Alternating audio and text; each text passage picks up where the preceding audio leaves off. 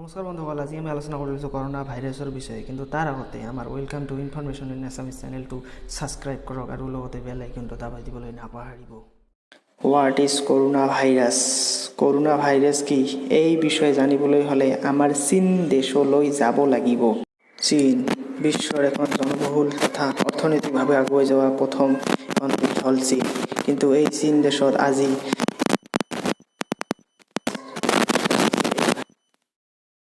চীন দেশ বহু আগুৱাই গৈ আছে যদিও কিন্তু চীন দেশত কিছুমান বেয়া কাম হোৱাৰ কাৰণে এই কৰোনা ভাইৰাছৰ আৱিষ্কাৰ হোৱা বুলি ক'ব পাৰি। কিয়নো চীনৰ এখন মাংস বজাৰ বা মাছ বজাৰ ওৱাং নামৰ চহৰত এই কৰোনা ভাইৰাছৰ আৱিষ্কাৰ হোৱা বুলি আমি গম পাই। চীনৰ এই মাংস বা মাছ বজাৰত আপুনি পৃথিৱীৰ যিকোনো ধৰণৰ প্ৰাণী পশু পক্ষীৰ মাংস তাতে পাব।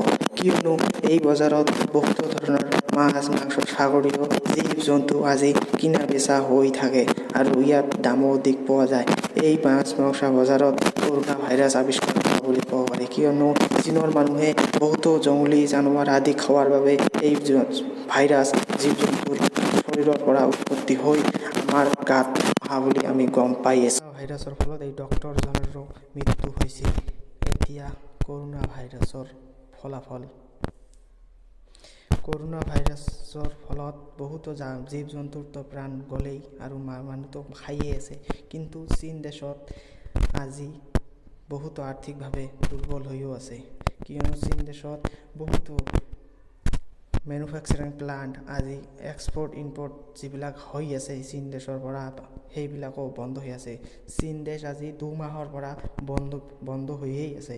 চীন দেশৰ ফলত আমাৰ ভাৰততো কিন্তু ইয়াৰ প্ৰভাৱ দেখিবলৈ পোৱা গৈছে। কিয়নো চীন দেশৰ ফলত আমাৰ শ্বেয়াৰ মাৰ্কেটৰ বহুতো শ্বেয়াৰ কমি গৈছে আৰু ইয়াৰ ফলত চাইনিজ বস্তুৰ যিবিলাক আছে মোবাইল স্পীকাৰ ব্লুটুথ স্পীকাৰ এইবিলাকৰো দাম বাঢ়ি আছে। আনকি ঔষধৰো দাম বাঢ়ি আছে, যাৰ ফলত ভাৰততো ইয়াৰ প্ৰভাৱ দেখিবলৈ পোৱা গৈছে। ইয়াৰ প্ৰভাৱ উত্তৰ কোৰিয়াতো দেখিবলৈ পোৱা গৈছে। কিয়নো চীন দেশৰ পৰা ঘূৰি যোৱা এজন মানুহক উত্তৰ কোৰিয়াৰ চৰকাৰে সেই মানুহ এজন এটা বাহিৰত গা ধুবলৈ গৈছিল আৰু উত্তৰ কোৰিয়াৰ চৰকাৰে সেই মানুহজনকো গুলীয়াই মাৰি পেলাইছিল। বন্ধুসকল ভিডিঅ'টো লাইক কৰিব আৰু শ্বেয়াৰ কৰিবলৈ নাপাহৰিব। ধন্যবাদ।